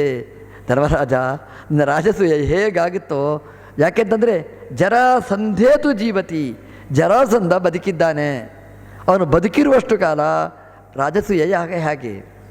ಕೃಷ್ಣ ಹೇಳ್ದ, ಅಪ್ಪ ಧರ್ಮರಾಜ, ರಾಜಸೂಯ ಯಾಗ ಅಂತಂದರೆ ನಮ್ಮ ಮನೆಯ ಪರ್ಸನಲ್ ಮನೆಯಿಂದ ಮಾಡುವ ಯಾಗ ಅಲ್ಲ ಅದು. ಮತ್ತೆ ಎಲ್ಲ ರಾಜರುಗಳು ದುಡ್ಡು ಕೊಡಬೇಕು, ಅಲ್ಲಿ ಕದ್ದು ತರುವುದಲ್ಲ. ಮತ್ತು ಅವರು ಟ್ಯಾಕ್ಸ್ ಕಪ್ಪ ಕೊಡಬೇಕು. ಯಾವಾಗ ಕಪ್ಪ ಕೊಡ್ತಾರೆ? ಅವರ ಮುಖ ಕಪ್ಪಾದರೆ ಮಾತ್ರ ಕಪ್ಪ ಕೊಡೋದವರು. ಮುಖ ಯಾವಾಗ ಕಪ್ಪಾಗುತ್ತೆ ಅಂತಂದರೆ ನಿನ್ನೆ ಎದುರಿಗೆ ಅವರು ಸೋಲನ್ನು ಒಪ್ಪಬೇಕು. ಸೋಲನ್ನು ಯಾವಾಗ ಒಪ್ತಾರೆ? ಯುದ್ಧ ಮಾಡಿದರೆ ಸೋಲು ಒಪ್ಪುವುದಿಲ್ಲ, ಯುದ್ಧದಲ್ಲಿ ನಾವು ಗೆಲ್ಲಬೇಕು. ಹಾಗಾದರೆ ಎಲ್ಲ ರಾಜರುಗಳನ್ನು ನೀನು ಯುದ್ಧದಲ್ಲಿ ಮಣಿಸಬೇಕು, ಆಗ ಅವರು ಸೋಲಬೇಕು. ಸೋತು ಮುಖ ಕಪ್ಪಾಗಿ ಅವರು ಎಲ್ಲ ಕಾಣಿಕೆಯನ್ನು ಕೊಡಬೇಕು, ಆವಾಗ ರಾಜಸೂಯ ಯಾಗ ಆಗುತ್ತೆ. ತುಂಬ ಜನ ಇದ್ದಾರೆ. ಕೃಷ್ಣ ಹೇಳ್ದ, ಒಬ್ಬನ ಹೆಸರು ಹೇಳ್ತೇನೆ ಅಂತ, ಜರಾಸಂಧೇತು ಜೀವತಿ. ಜರಾಸಂಧ ಅವನು ಶೈವರಿಗೆ ಅಗ್ರಗಣ್ಯ ಅವನ ಬೆನ್ನ ಹಿಂದೆ ಹೋಗತಕ್ಕವರು ಸಾವಿರ ಜನ ಇರ್ತಾರೆ. ಅವನನ್ನು ಸೋಲಿಸುವ ಶಕ್ತಿ ಯಾರಿಗೂ ಇಲ್ಲ. ಯಾಕೆ ಅಂತಂದರೆ ಇಬ್ಬರ ಬೆಂಗಾವಲವನಿಗಿದೆ, ಇಬ್ಬರ ವರವನ್ನು ಪಡೆದಿದ್ದಾನೆ, ಇಬ್ಬರನ್ನು ತಪಸ್ಸಲ್ಲಿ ಒಲಿಸಿಕೊಂಡಿದ್ದಾನೆ. ಬ್ರಹ್ಮದೇವರನ್ನು ರುದ್ರದೇವರನ್ನು ಇಬ್ಬರನ್ನು ಒಲಿಸಿಕೊಂಡು ಅವಧ್ಯತ್ವವನ್ನು ಪಡ್ಕೊಂಡಿದ್ದಾನೆ, ಅಜೇಯತ್ವವನ್ನು ಪಡೆದಿದ್ದಾನೆ. ಅವನನ್ನು ಸೋಲಿಸಲಿಕ್ಕೆ ಯಾರಿಂದಲೂ ಸಾಧ್ಯ ಇಲ್ಲ. ಅಷ್ಟು ಗಟ್ಟಿಯಾಗಿರ್ತಕ್ಕಂಥವನು ಜರಾಸಂಧ ಅಂತ ಧರ್ಮರಾಜ ಹೇಳ್ದ. ಕೃಷ್ಣ, ಹೌದಾ ಏನು ಉದಾಹರಣೆ ನಿನ್ನೂ ಬಿಡಿಸಿ ಹೇಳ್ತೇನೆ ಅಂತ ಹೇಳ್ದ. ಒಂದು ದೊಡ್ಡ ಯುದ್ಧ ನಡೆಯಿತು. ಆ ಯುದ್ಧದಲ್ಲಿ ನನ್ನ ಅಣ್ಣ ಬಲರಾಮ ದೇವರಿದ್ದರು. ಬಲರಾಮ ಅಂದರೆ ಶೇಷ ಅಂದರೆ ಇಡೀ ಜಗತ್ತನ್ನು ಹೊತ್ತವ. ಅವನೂ ಯುದ್ಧದಲ್ಲಿ ಭಾಗವಹಿಸಿದ. ಹೇಳಿದ ಧರ್ಮರಾಜನ ಹತ್ರ, ಸೀರಿನಾಪಿ ನೋಹತಃ, ಬಲರಾಮನಿಗೂ ಕೊಲ್ಲಿಕ್ಕಾಗಲಿಲ್ಲ ಅಂತ ಹೇಳಿದ. ಇನ್ನೂ ಮುಂದುವರೆದು ಹೇಳಬೇಕಾಗಿತ್ತು ಕೃಷ್ಣ, ಅಲ್ಲೇ ನಾಲಿಗೆ ಕಚ್ಚಿ ಕೂತ ಅಂತ. ನಾನೂ ಹೋಗಿದ್ದೆ, ನನಗೂ ಕೊಲ್ಲಿಕ್ಕಾಗಲಿಲ್ಲ ಅಂತ ಹೇಳಬೇಕು ಅಂತಿತ್ತು. ಅದು ಮುಂದೆ ಯಾರಾದರೂ ಹೇಳಲಿ ಅಂತ ಬಿಟ್ಟುಬಿಟ್ಟ ಕೃಷ್ಣ. ಅಂತೂ ಜರಾಸಂಧನನ್ನು ಯುದ್ಧದಲ್ಲಿ ಗೆಲ್ಲುವವರು ಯಾರೂ ಇಲ್ಲ ಅಂತ ಹೇಳಿದ.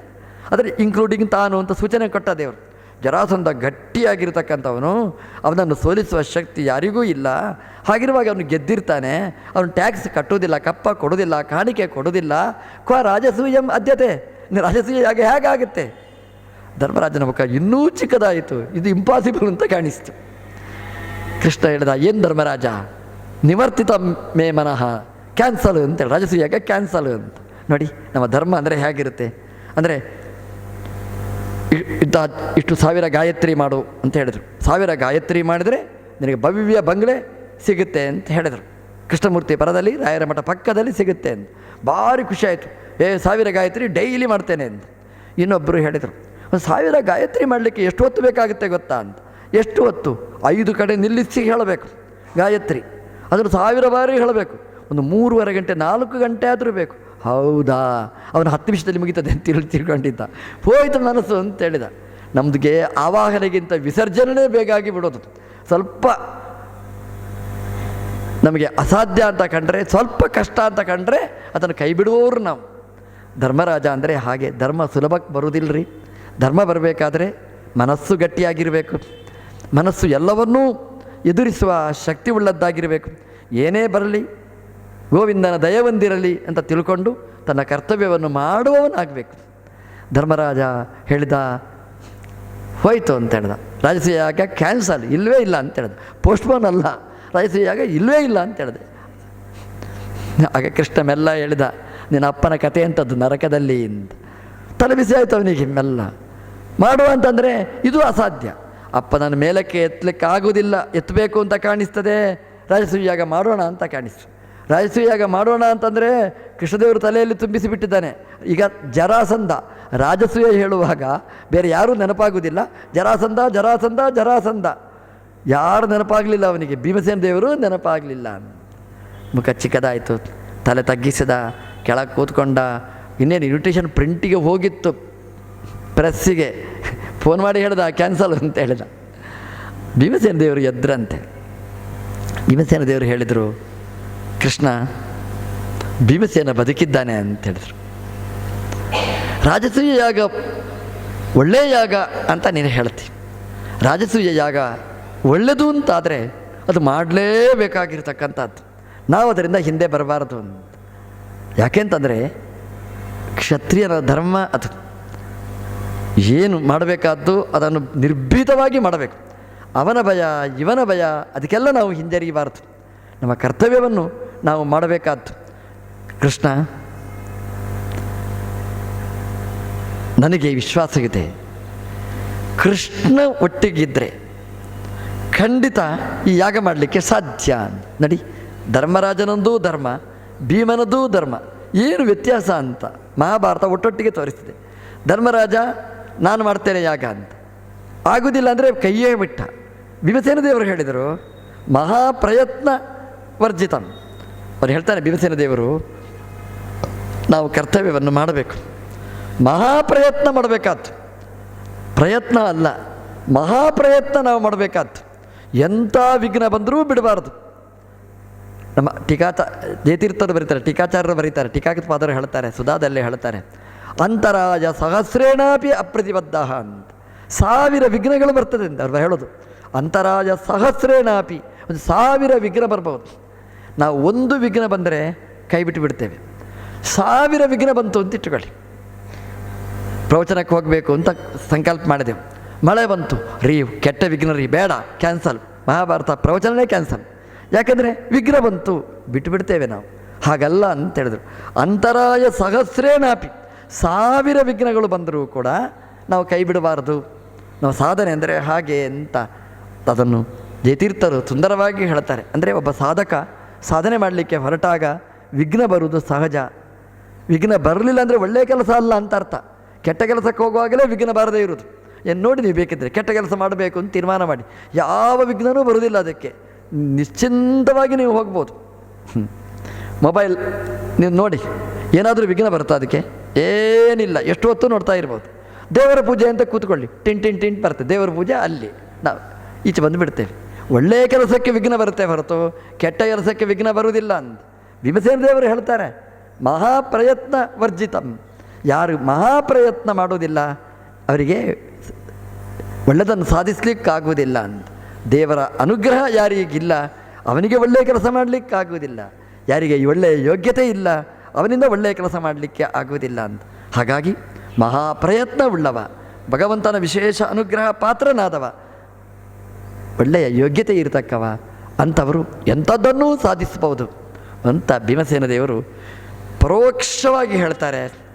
ಅಂದರೆ ಒಳ್ಳೆಯ ಯೋಗ್ಯತೆ ಇರತಕ್ಕಂತಹ ಭೀಮ ಪಕ್ಕದಲ್ಲಿದ್ದಾನೆ ಅಂತ. ಅದರಿಂದ ಹಿಂಜರಿಬೇಕಾಗಿಲ್ಲ ಅಂತ. ಧರ್ಮರಾಜ ಹೇಳಿದ, ಸಾಧ್ಯನೇ ಇಲ್ಲ ಅಂತ. ಬೇಡ, ಜರಾಸಂಧ ಇದ್ದಾನೆ, ಬೇಡ ಅಂತ. ಒಂದು ಈ ಭೂತ ಒಳಗೆ ತುಂಬಿಬಿಟ್ರೆ ಮತ್ತೆ ಅದು ಹೊರಗೆ ಹೋಗುವುದೇ ಇಲ್ಲ. ಯಾರಾದರೂ ಹೇಳ್ತಾರೆ ಅಂತ ಇಟ್ಕೊಳ್ಳಿ, ಒಂದು ಮನೆ ನೋಡಬೇಕು ಅಂತ ತೀರ್ಮಾನ ಮಾಡಿದ್ದೆ. ಎಲ್ಲ ಅದಕ್ಕೆಲ್ಲ ಮಾತಾಡಿ ಆಗಿತ್ತು, ರೇಟ್ ಫಿಕ್ಸ್ ಆಗಿತ್ತು, ಒಳಗಿತ್ತು, ಎಲ್ಲ ಚೆನ್ನಾಗಿತ್ತು. ಅವು ಹೇಳಿದ, ಅದರ ಓನರ್ ಹೇಳಿದ, ರೀ 2 ತಿಂಗಳಿಂದ ನಿಮಗೋಸ್ಕರ ಕಾದಿದೆ ಅಂತ. ಆಯಿತು ಅಂತ ತೀರ್ಮಾನ ಮಾಡಿದೆ. ಯಾರೋ ಒಬ್ಬರು ಹೇಳಿದರು, ರೀ ಅದರಲ್ಲಿ ಭೂತ ಇದೆ, ದೆವ್ವ ಇದೆ ಅಂತ ಹೇಳಿದರು. ಇವು ತಲೆಯೊಳಗೆ ದೆವ್ವನೇ ಕೂತಿರ್ತದೆ ನೋಡಿ. ಅದಕ್ಕೆ ಸರಿಯಾಗಿ ತರ್ಕ ಆಗುತ್ತೆ ನೋಡಿ. ಅವನಿಗೆ ಓನರ್ ಯಾಕೆ ನನಗೆ ಒತ್ತಾಯ ಮಾಡ್ತಾನೆ? ಓ, ಯಾರಿಗೂ ಹೋಗುವುದಿಲ್ಲ. ಯಾಕೆ ಹೋಗುವುದಿಲ್ಲ? ದೆವ್ವ ಪ್ರವೇಶ ಆಗಿದೆ ನೋಡಿ. 2 ತಿಂಗಳು ಇದೆ ಅಂತ ಖಾಲಿ ಅಂತ ಹೇಳಿದ. 2 ತಿಂಗಳು ಯಾಕೆ ಖಾಲಿ ಉಳೀತು? ಓ, ದೆವ್ವ ಇದೆ ಅಂತ. ಅವನ ತಲೆಯಲ್ಲಿ ದೆವ್ವ ದೆವ್ವ ದೆವ್ವ ಅಂತ ಹಾಗಾಗಿಬಿಟ್ಟಿದೆ. ಧರ್ಮರಾಜನಿಗೆ ಜರಾಸಂಧ ಅಂತಂದರೆ ಭೂತ ಹಿಡಿದಾಗ ಆಗಿಬಿಟ್ಟಿದೆ. ಜರಾಸಂಧ ಬದುಕಿದ್ದಾನೆ, ರಾಜಸೂಯಾಗ ಬೇಡ ಅಂತ. ಭೀಮಸೇನ ದೇವರು ಹೇಳಿದರು, ಮಹಾಪ್ರಯತ್ನ ನಾವು ಮಾಡಬೇಕಾದ್ದು, ಖಂಡಿತ ಯಶಸ್ಸನ್ನು ಪಡಿತೇವೆ ಅಂತ. ಧರ್ಮರಾಜ ಹೇಳ್ದ, ಬೇಡ, ಜರಾಸಂಧ ಬೇಡ ಇದ್ದಾನೆ, ಬೇಡ ಅಂತ. ಅಲ್ಲ, ಭಯ ಇದ್ದರೆ ಏನಾದರೂ ಸಾಧನೆ ಮಾಡಲಿಕ್ಕೆ ಸಾಧ್ಯನಾ ಅಂತ. ಚಳಿ ಇದೆ ಅಂತ ನಾವು ಸ್ನಾನ ಮಾಡದಿದ್ದರೆ ನಮ್ಮ ಧರ್ಮ ಉಳಿಲಿಕ್ಕೆ ಸಾಧ್ಯನಾ? ಚಳಿಗೆ ಹೆದರಬಾರ್ದು, ಧರ್ಮವನ್ನು ಅನುಷ್ಠಾನ ನಾವು ಮಾಡಲೇಬೇಕು. ಭಯ ಇರ್ತದೆ, ಎದುರಿಸಬೇಕಾದ್ದು ಕರ್ತವ್ಯದಲ್ಲಿ ಸೇರಿದ್ದು ಅಂತ. ಆಗ ಭೀಮಸೇನ ದೇವರು ಅಂತ ಹೇಳ್ತಾರೆ ಅಂತ, ಅಣ್ಣ ರಾಜಶ್ರೀಯಾಗಿ ನಾವು ಮಾಡಲೇಬೇಕಾದ್ದು, ನೀನು ಹೆದರಬೇಡ, ನಾನು ಕೃಷ್ಣದೇವರು ಒಟ್ಟಿಗೆ ಹೊರಡ್ತೇವೆ, ಅರ್ಜುನನೂ ಜೊತೆಗಿರಲಿ. ಅರ್ಜುನ ಅವನು ಪ್ರಯತ್ನದ ಸಂಕೇತ, ಧನುರ್ಧಾರಿ, ಅವನು ನನ್ನ ಜೊತೆಗೆ ಬೇಕು ಅಂತ. ದೇವರು ಎಲ್ಲವನ್ನೂ ಮಾಡಿಸುವವ, ಒಟ್ಟಿಗಿರುವವು, ಮಾಡುವವ ಭೀಮ. ಹಾಗಾಗಿ ನಮ್ಮ 3 ಜನ ಒಟ್ಟಿಗೆ ಹೋಗ್ತೇವೆ ಅಂತ. ನಮ್ಮಲ್ಲಿ ಒಂದು ಕೆಟ್ಟ ಗಾದೆ ಇದೆ, 3 ಜನ ಇದ್ದರೆ ಕೆಲಸ ಆಗುವುದಿಲ್ಲ ಅಂತ. ಈಗ 3 ಜನರಿಂದಲೇ ಕೆಲಸ ಆಗುವುದು ಅಂತ ಮಹಾಭಾರತ ಹೇಳುತ್ತೆ. ಇಂಥ 3 ಜನ ಬೇಕು, ಮೂರ್ಖರು 3 ಜನ ಅಲ್ಲ, ಇಂಥ 3 ಜನ ಬೇಕು. ಒಬ್ಬ ದೇವರು ಸರ್ವೋತ್ತಮನಾದ ಭಗವಂತ, ಇನ್ನೊಂದು ಜೀವೋತ್ತಮರಾದ ವಾಯುದೇವರು, ಪ್ರಯತ್ನವನ್ನು ಮಾಡಿಸುವ ಭೀಮಸೇನ ದೇವರು, ಮನೋನಿಯಾಮಕನಾದ ಇಂದ್ರನ ಅವತಾರನಾದ ಅರ್ಜುನ. ಇಷ್ಟು ಒಟ್ಟಿಗೆ ಇದ್ದರೆ ಇನ್ನು ಏನು ನಮಗೆ ಸೋಲು ಬರುವುದಿಲ್ಲ. ಅದನ್ನು ಒತ್ತುಕೊಟ್ಟು ಭೀಮಸೇನ ದೇವರು ಹೇಳ್ತಾರೆ, ನಾವು 3 ಜನ ನಾವು ಹೋಗ್ತೇವೆ. 3 ಜನ ಹೋದರೆ ಯುದ್ಧದಲ್ಲಿ ಪರಾಜಯ ಬರುವುದಿಲ್ಲ, ಖಂಡಿತ ಜರಾಸಂಧನನ್ನು ಗೆದ್ದು ನಾವು ಬರ್ತೇವೆ. ಇದು ಜೀವೋತ್ತಮತ್ವ, ವಾಯುದೇವರ ಜೀವೋತ್ತಮತ್ವ, ಭೀಮಸೇನ ದೇವರ ಜೀವೋತ್ತಮತ್ವವನ್ನು ಎತ್ತಿ ಹಿಡಿಯುವ ಕಾರ್ಯಕ್ರಮ. ಎಲ್ಲರೂ ಎಲ್ಲಿ ಭಯಪಡ್ತಾರೆ ಅಲ್ಲಿ ನಿರ್ಭಯರಾಗಿರ್ತಕ್ಕಂಥವರು ಭೀಮಸೇನ ದೇವರು. ಎಲ್ಲರೂ ಎಲ್ಲಿ ಧೈರ್ಯವಂತರಾಗಿರ್ತಾರೆ ಅಲ್ಲಿ ಪುಕ್ಕರಾಗೋದು ಭೀಮಸೇನ ದೇವರು. ಎಲ್ಲರೂ ಎಲ್ಲಿ ಧೈರ್ಯವಂತರ ಎಲ್ಲಿ ಪುಕ್ಕರಾಗ್ತಾರೆ ಅಂತಂದರೆ ಇಂತಹ ಸಾಧನೆಯಲ್ಲಿ, ಒಳ್ಳೆಯ ಕೆಲಸದಲ್ಲಿ, ತಮ್ಮ ಕರ್ತವ್ಯದಲ್ಲಿ ಭಯಗ್ರಸ್ತರಾಗ್ತಾರೆ. ಅಲ್ಲಿ ಭೀಮಸೇನ ದೇವರು ನಿರ್ಭಯರಾಗಿರ್ತಾರೆ. ಅನ್ಯಾಯ ಕೆಲಸ ಮಾಡು ಸೋಮಾರಿತನದಲ್ಲಿ ಎಲ್ಲರೂ ಮುಂದಿರ್ತಾರೆ, ಭೀಮಸೇನ ದೇವರು ಅಲ್ಲಿ ಹಿಂಜರಿತಾರೆ ಅಂತ. ಅಂದರೆ ಯಾವುದು ಸಾಧನೆಗೆ ವಿರೋಧಿ, ಯಾರು ದೇವದ ಮೆಚ್ಚದೇ ಇದ್ದದ್ದು ಅಲ್ಲಿ ಭೀಮಸೇನ ದೇವರು ಹಿಂದೆ ನಿಲ್ತಾರೆ. ದೇವರು ಮೆಚ್ಚುವ ಕೆಲಸ, ನಮಗೆ ವಿಹಿತವಾದ ಕರ್ತವ್ಯ, ಅದರಲ್ಲಿ ಮುಂಚೂಣಿಯಲ್ಲಿ ನಿಲ್ಲುವವರು ಭೀಮಶಕ್ತಿ ಅಂತ ಮಹಾಭಾರತ ಎತ್ತಿ ತೋರಿಸಿತು ಅಂತ. ಆವಾಗ ಧರ್ಮರಾಜ ಸಂಶಯ ಪಟ್ಟಾಗ ಕೃಷ್ಣ ಹೇಳ್ತಾನೆ, ಧರ್ಮರಾಜ ಕಳಿಸಿಕೊಡು ಅಂತ. ನಾನೂ ಹೋಗ್ತೇನೆ, ಅರ್ಜುನನೂ ಇರಲಿ, ಭೀಮನೂ ಮುಂದೆ ಸಾಗಲಿ, ನಾವು ಸೇರಿ 3 ಜನ ಸೇರಿ ಜರಾಸಂಧನನ್ನು ಪುಡಿ ಪುಡಿ ಮಾಡ್ತೀವಿ. ಯಾಕೆಂದರೆ ಜರಾಸಂಧ ನೋಡಿ, ಜರೆಯಿಂದ ಸಂಧಿತನಾದಾಗ ಹುಟ್ಟುವಾಗಲೇ 2 ಪೀಸಾಗಿ ಹುಟ್ಟಿದವ, ಅವನು ಸಂಧಾನ ಆದದ್ದು. ನಾವು 3 ಜನ ಸಂಧಾನ ಸೇರಿದ್ದೇವೆ, ಆ ಸಂಧಿ ಏನಿದೆ ಅದನ್ನು ಬಿಡಿಸಿ ಬಿಡ್ತೇವೆ, ಜರ್ಜರಿತವನ್ನಾಗಿ ಮಾಡ್ತೇವೆ, ವಾಪಸ್ ಬರ್ತೇವೆ ಅಂತ. ಧರ್ಮರಾಜ ಹೇಳಿದ, ಕೃಷ್ಣ ನೀನೂ ಹೋಗ್ತೀಯಾ ಅಂತ. ಯಾಕೆಂದ್ರೆ ನನಗೆ ಭಯ. ಏನು ಭಯ ಅಂತಂದರೆ, ನನಗೆ ಬೇಕಾದ್ದು 3 ಜನ. ನೀವು 3 ಜನ ಇಲ್ಲ ಅಂತ ಆದರೆ ನಾನು ಇಲ್ಲಿ ಜೀವನವೇ ಇಲ್ಲ ಧರ್ಮರಾಜನತ್ತು. ಕೃಷ್ಣ ಬೇಕು ನನಗೆ, ಭೀಮ ಬೇಕು ನನಗೆ, ಅರ್ಜುನ ಬೇಕೇ ಬೇಕು. ಒಂದು ಶರೀರ, ಒಂದು ಜೀವನ, ಒಂದು ಸಾಧನೆ ನಡಿಬೇಕಾಗಿದ್ದರೆ 3 ವಸ್ತುಗಳು ಬೇಕು. 2 ಕಣ್ಣುಗಳು ಬೇಕು, ಒಂದು ಮನಸ್ಸು ಬೇಕು. ಕಣ್ಣು ಇಲ್ಲ ಅಂತಾದರೆ ನಾವೇನೂ ಮಾಡಲಿಕ್ಕಾಗೋದಿಲ್ಲ. ಮನಸ್ಸೇ ಇಲ್ಲ ಅಂತಾದರೆ ಏನು ಮಾಡಬಹುದು? ಕಣ್ಣಿದೆ, ಮನಸ್ಸಿನಿದ್ರೆ ಏನು ಮಾಡೋದು? ಹಾಗಾಗಿ ಮನಸ್ಸು ಬೇಕು, ಕಣ್ಣುಗಳು ಇರಬೇಕು. ಧರ್ಮರಾಜ ಧರ್ಮದ ಮಾರ್ಗದಲ್ಲಿ ಸಾಗಬೇಕಾದರೆ, ನೋಡಬೇಕಾದರೆ 2 ಕಣ್ಣುಗಳು, ಒಂದು ಭೀಮ, ಒಂದು ಅರ್ಜುನ. ಈ ಕಣ್ಣು ನೋಡಬೇಕಾದ್ರೆ ಮನಸ್ಸು ಬೇಕಾ ಬೇಡವಾ? ನಾವು ಹೀಗೆ ನೋಡ್ತಾ ಇರ್ತೇವೆ, ಏನು ಗೊತ್ತೇ ಆಗಿರೋದಿಲ್ಲ. ಏನು ಮಾಡೋದು? ಕಣ್ಣಿದೆ, ಮನಸ್ಸಿಲ್ಲ. ಅಲ್ಲಿ ಅದು ಮನಸ್ಸು ಸೇರಬೇಕು, 2 ಕಣ್ಣುಗಳಿರಬೇಕು, ಆಗ ನಾವು ಜ್ಞಾನವನ್ನು ಪಡೆಯಲಿಕ್ಕೆ ಸಾಧ್ಯ. ಕೃಷ್ಣ ಮನೋನಿಭೋ ಭವಾನ್, ನೀನು ಮನಸ್ಸಿನ ಹಾಗೆ ಮುಖ್ಯ. ನೀನು ಭೀಮ ಮತ್ತು ಅರ್ಜುನ ನನಗೆ ಕಣ್ಣು ಇದ್ದ ಹಾಗೆ. ನೀವು ಹೋಗಿ ಏನೂ ಆಗಲಿಲ್ಲ ಅಂತಾದರೆ, ಅಲ್ಲ ಅಲ್ಲಿ ಏನಾದರೂ ಕತೆ ಆದರೆ ನನ್ನ ಕತೆ ಏನು ಬೇಡ ಅಂತ ಹೇಳ್ತಾರೆ. ಧರ್ಮದ ಚಿಂತನೆ ಎಷ್ಟು ಚೆನ್ನಾಗಿದೆ ನೋಡಿ. ನಮಗೆ ಕಣ್ಣು ಬೇಕು, ಧರ್ಮದ ಕಣ್ಣು. ಎಲ್ಲಿಯಾದರೂ ಧರ್ಮಾನುಷ್ಠಾನ ಮಾಡಬೇಕಾಗಿದ್ದರೆ ಅರ್ಜುನ ಏನು ಹೇಳ್ತಾನೆ ಅಂತ ನೋಡಬೇಕಂತೆ. ಅರ್ಜುನ ಏನು ಹೇಳ್ತಾನೆ ಅಂತಂದರೆ ಗೀತೆಯಲ್ಲಿ ಏನು ಹೇಳಿದೆ ಅಂತ ನಾವು ನೋಡಬೇಕಂತೆ. ಗೀತೆ ಅಂತಂದರೆ ಉಪನಿಷತ್ತು ಏನು ಹೇಳಿದೆ ಅಂತ ನೋಡಬೇಕಂತೆ. ಅರ್ಜುನ ಒಂದು ಕಣ್ಣು ಅಂತ ಗೀತೆಯಲ್ಲಿ ಹೇಳಿರ್ತಾರೆ. ಏನು ಹೇಳಿದ್ದಾರೆ ಅಂತ ಅರ್ಥ ಆಗಬೇಕಾದ್ರೆ ನಾವು ಭೀಮನ ಹತ್ರ ಹೋಗಬೇಕು. ಭೀಮ ಅಂದರೆ ಮಧ್ವಾಚಾರ್ಯರು ಅಂತ ಅರ್ಥ. ಸರ್ವಮೂಲ ಗ್ರಂಥಕ್ಕೆ ನೋಡಬೇಕು, ಗೀತಾ ಭಾಷ್ಯ, ಗೀತಾ ತಾತ್ಪರ್ಯಕ್ಕೆ ಹೋಗಬೇಕು. ಆಗ ಗೀತೆಯ ಭಾವ ಏನು ಅಂತ ನಮಗೆ ಗೊತ್ತಾಗುತ್ತೆ. ಅದೆಲ್ಲ ನಮಗೆ ಅರ್ಥ ಆಗಬೇಕಾದ್ರೆ ಅದರ ಋಷಿಯಾಗಿರ್ತಕ್ಕಂತಹ ಕೃಷ್ಣ ಬೇಕು ನಮಗೆ. ಹಾಗಾಗಿ ಕೃಷ್ಣ, ಅರ್ಜುನ, ಭೀಮ ಈ 3 ಒಟ್ಟು ಸೇರಿದರೆ ನಾವು ಏನು ಮಾಡಬೇಕು ಅನ್ನೋದನ್ನು ನೋಡಲಿಕ್ಕೆ ಸಾಧ್ಯ. ಹಾಗಾಗಿ ನಮಗೆ ಕರ್ತವ್ಯ ಅಕರ್ತವ್ಯವನ್ನು ತೋರಿಸುವ ಕಣ್ಣಿಗೆ ಸಮಾನನಾದವರು ಅರ್ಜುನ, ಭೀಮನರು. ಅದು ಸರಿಯಾಗಿ ಮನನೆ ಆಗಬೇಕಾದ್ರೆ ಕೃಷ್ಣ ಬೇಕು, ಮನೋನಿಭ. ಅದು 3 ಜನ ಇಲ್ಲ ಅಂತಾದರೆ ನಾವೇನೂ ಮಾಡಲಿಕ್ಕಾಗುವುದಿಲ್ಲ. ಹಾಗಾಗಿ ಧರ್ಮರಾಜ ಹೇಳ್ತಾನೆ, ನೀವು 3 ಜನನೂ ಹೋಗೋದು ಬೇಡ, ಬೇಡ ರಾಜಸೂಯ ಯಾಗನೆ ಬೇಡ ಅಂತ ಪೂರ್ತಿಯಾಗಿ ಸಗಟಾಗಿ ತಿರಸ್ಕಾರ ಮಾಡ್ತಾನೆ. ಆವಾಗ ಕೃಷ್ಣ ಹೇಳ್ತಾನೆ, ಧರ್ಮರಾಜ ನೀನು ಹೆದರಬೇಡ, ನಾವು 3 ಜನ ಒಟ್ಟಿಗೆ ಹೋಗ್ತೇವೆ, ನಾನು ಕರ್ಕೊಂಡು ಹೋಗ್ತೇನೆ, ನನ್ನ ಬೆನ್ನ ಹಿಂದೆ ಅರ್ಜುನ ಭೀಮ ಬರಲಿ, ಜರಾಸಂಧನ ಹತ್ರ ಹೋಗ್ತೇವೆ. ನಾವು ಹೋಗಿ ಗೆದ್ದು ಜರಾಸಂಧನನ್ನು ಕೊಂದು ಈ ಕೀರ್ತಿಯನ್ನು ಹಿಡ್ಕೊಂಡು ಕಪ್ಪವನ್ನು ಹಿಡ್ಕೊಂಡು ನಿನಗೆ ಬರ್ತೇನೆ. ಮೊದಲನೇ ರಿಸಿಟ್ ಕೃಷ್ಣನಿಂದಾಗಲಿ ಅಂತ ಹೇಳ್ತಾನಂತೆ ಕೃಷ್ಣ.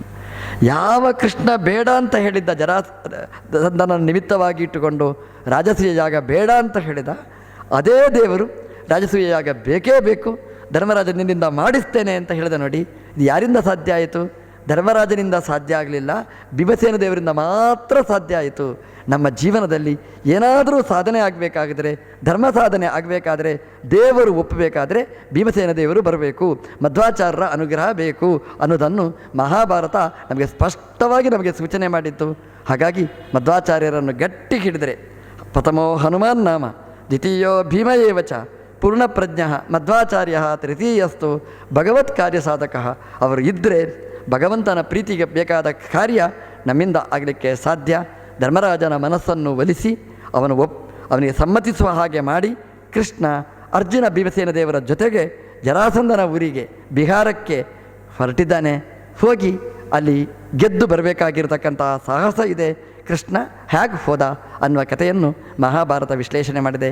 ನಾಳೆ ಮತ್ತೆ ಸೇರಿದಾಗ ಅದನ್ನು ಮುಂದುವರಿಸೋಣ ಅಂತ ಹೇಳ್ತಾ ಕೃಷ್ಣಾರ್ಪಣ ಮಸ್ತು.